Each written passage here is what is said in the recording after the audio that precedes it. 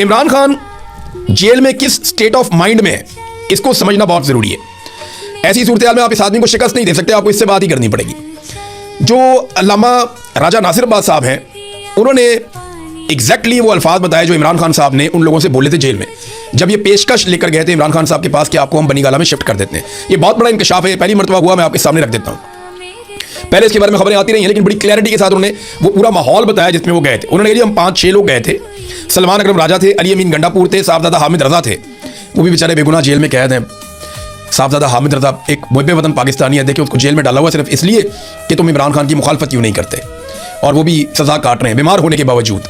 उनकी कभी मुलाकातें बंद कर देते हैं, कभी उनका इलाज नहीं करवाते, तो उनके साथ सख्त ज़्यादती की जा रही है साहबजादा हामिद रजा साहब के साथ भी। तो इमरान खान ने इन लोगों को क्या कहा था जाते ही? इमरान खान ने कहा कि पहले मेरी बात सुनो, मैंने बनीगाला नहीं जाना है, मैंने कोई कंप्रोमाइज़ नहीं करना है। मेरे साथ वाले लोग जो एक जुमला लिख कर दे देते हैं बाहर आ जाते हैं, वो जेल में रहें, और मैं जनाबे वाला डील करके तो जाकर उधर बैठ जाऊं, मैं नहीं जाऊंगा।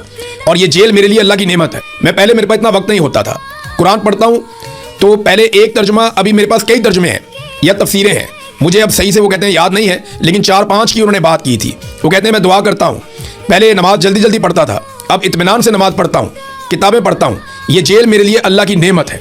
ये जनाब सेनेट के अंदर जो कायदे हिज़्ब इख्तिलाफ हैं, अल्लामा राजा नासिर अब्बास साहब वो ये कह रहे हैं कि इमरान खान साहब इस स्टेट ऑफ माइंड में जेल के अंदर। मैं क्योंकि कैद तन्हाई काट के आया हूँ ना 5 महीने, तो मैं आपको बताता हूँ जब आप इस स्टेट ऑफ माइंड में चले जाते हैं तो अल्लाह ताला आपके दिल में इत्मीनान डाल देता है। फिर आपके ऊपर कोई टॉर्चर करे, कोई बदतमीजी करे, कोई कुछ भी करे, तो आपको लगता है ठीक है जो है ये है, मेरा अल्लाह तो देख रहा है ना, तो मैं अपने अल्लाह के साथ अपना ताल्लुक जोड़ देता हूँ। ये होता है आपके साथ। इमरान खान साहब वहाँ पे बैठे हैं, इनको मुसीबत पड़ेगी, यही जाके इमरान खान से बात करेंगे, और देख लीजिएगा इनको इमरान खान से बात करनी पड़ेगी, उसे फ्री एंड फेयर इलेक्शन का वादा भी देना पड़ेगा। तो नाज़रीन, फजलुर रहमान साहब का जो स्टेटमेंट जिसके बारे में मैं आपको बता रहा था, जॉइंट अवामी एक्शन कमेटी के बारे में उन्होंने बयान जारी कर दिया गैर मुतवक्के तौर पे, और उन्होंने कहा जी कि मैं उनसे अपील करता हूँ कुछ दिन और सब्र कर लें, हमें चंद दिन की और मोहलत दे दें। मेरी बिलावल से बात हुई है और बिलावल ने भी कहा वो कंफ्यूज भी है कि क्या करना है, कैसे करना है, वो कोशिश भी कर रहे हैं।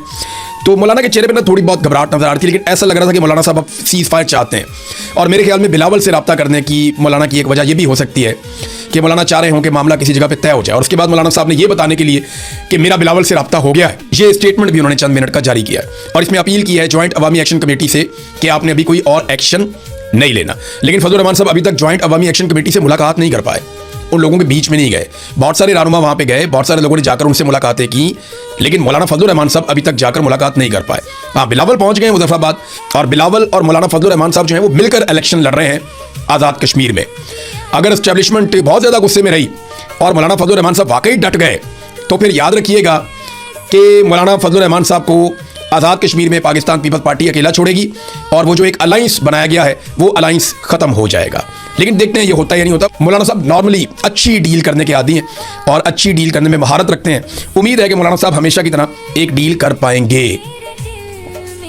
नाज़रीन, जाते जाते एक छोटी सी खबर आपको मैं देता हूँ। सऊदी अरब ने एशियाई ममालिक को खरीदारी करने की सूरत में $11 फी बैरल तक का रिलीफ दिया है। ठीक ठाक रिलीफ है, $11 फी बैरल तक का रिलीफ दिया है पेट्रोल में सऊदी अरब ने। हमारा ज़्यादातर जो तेल है वो सऊदी अरब से आता है, लेकिन हराम है कि हुकूमत ने 1 पैसे का भी रिलीफ पाकिस्तानियों को दिया हो। सऊदी अरब एशियाई ममालिक को रिलीफ दे रहा है, लाजमी बात है हमें तो ज़रूर मिलेगा, क्योंकि हम तो जनाब सऊदी अरब में फ़ौज भी भेज चुके हैं, दिफाई मुआहदा भी कर चुके हैं, और आज तक कौम को बताया भी नहीं कि हमने मुआहदा किया क्या है। लेकिन अच्छी बात है, रिलीफ तो सऊदी अरब ने ज़रूर दिया होगा, लेकिन पाकिस्तानी अवाम को टके का रिलीफ इन्होंने नहीं दिया, बल्कि उल्टा अवाम की इन्होंने जेबें काटी।